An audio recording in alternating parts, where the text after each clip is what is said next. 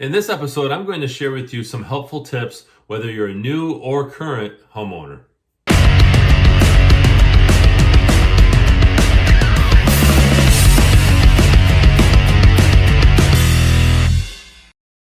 Welcome everyone to this episode of the Ask Jason Gelios show. I'm Jason Gelios, Michigan Realtor. Really appreciate you tuning in to this episode. Got a great one. I'm going to be sharing some tips for new and current homeowners. I love sharing homeowner tips just because, I'm a homeowner and there's big tips and small tips that I wish I knew when I had my first home. And so while this is really geared towards new homeowners, I feel that if you're a current homeowner, you can actually benefit from this. So we're gonna go ahead and dive into this after I ask you, actually, if you can follow me on social media. I have all my social media links below. Hey, if you're on a new platform, let me know. Share that in the comments and I'll check it out and see if it's worth me putting the Ask Jason Gelios show on there. And if you're watching this on YouTube, hit subscribe and hit that bell so you don't miss out on other videos that I upload.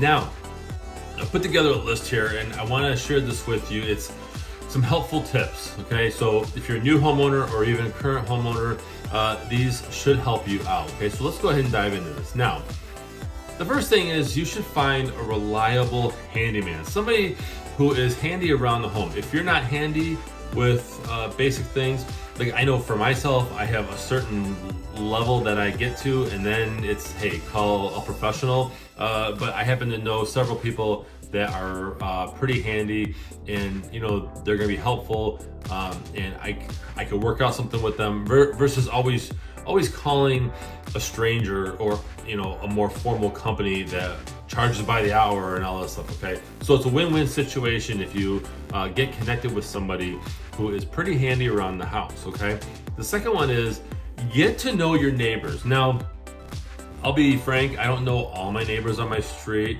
I don't really want to. I know that sounds harsh, but my day-to-day routine doesn't really allow for a lot of time with that. However, I do know a couple of my neighbors, well, actually probably three, and they're very nice, and we help each other out. For example, I'll help them, snow blow their driveway when they're not able to get out.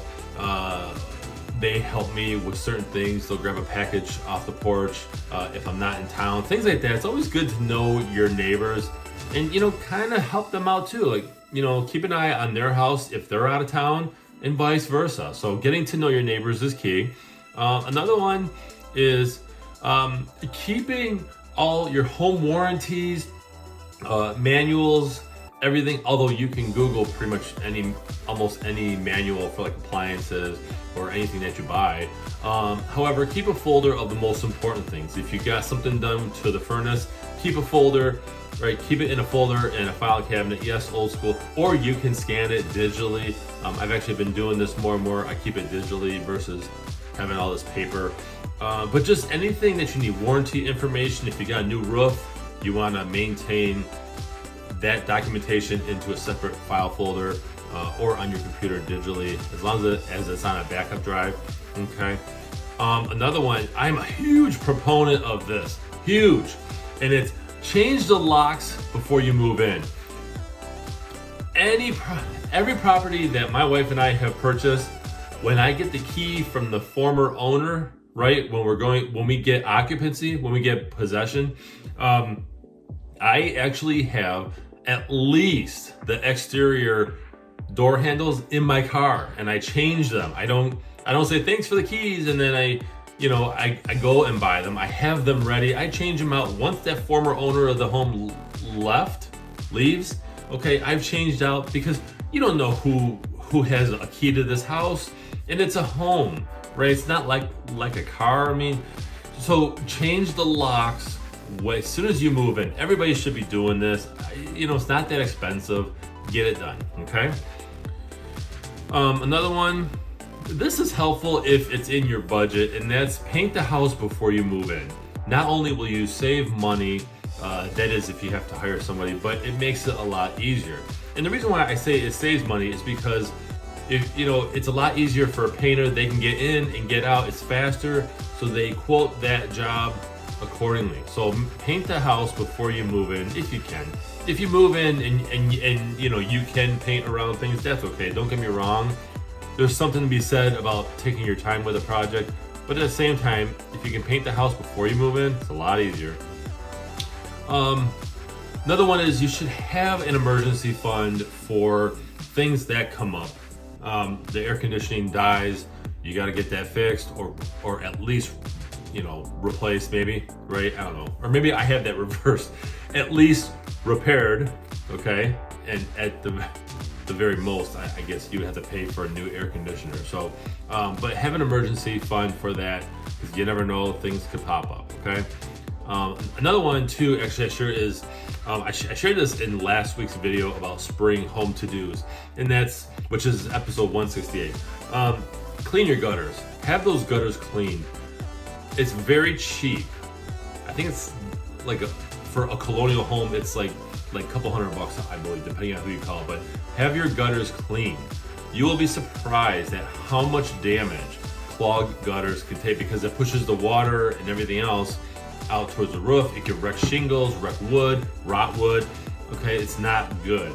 Okay, so you want any water that's hitting your house to flow and get away from the house. Okay, same with the dirt around your house. You want it to be you know, declining away from the house, not towards the house. That can cause issues in a basement or crawl space. Okay.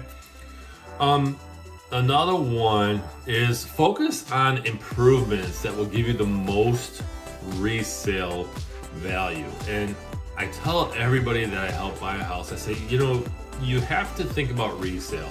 Even if you think that you're going to be there for 30 years, think resale. Okay.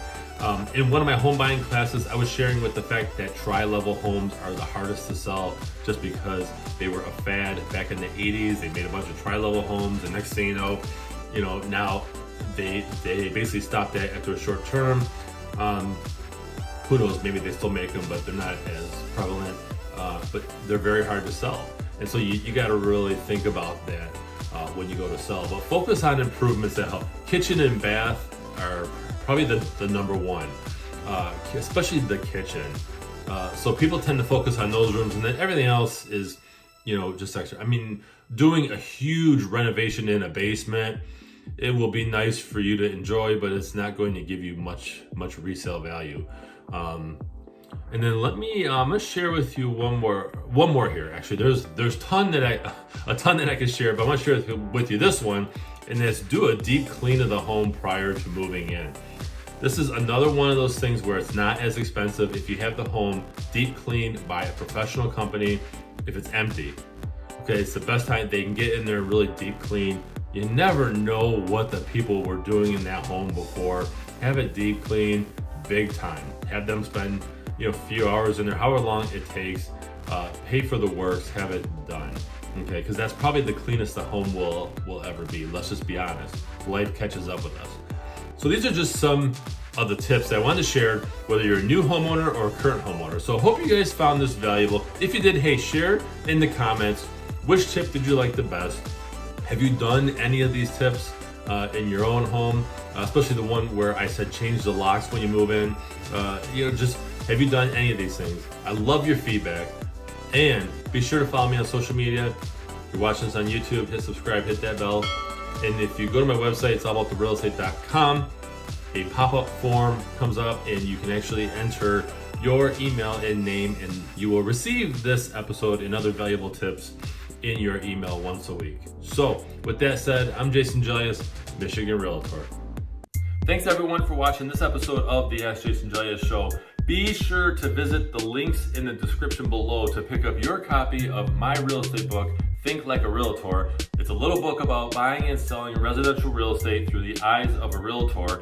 It's real world advice, tips, whether you're a new agent in the business or you are a home buyer or even looking to sell a home. This is great advice. So I really appreciate it. If you guys visit those links, pick up your copy, and go ahead and share a review, good or bad, if you like it, if you hate it, okay? But get your copy today. Thank you.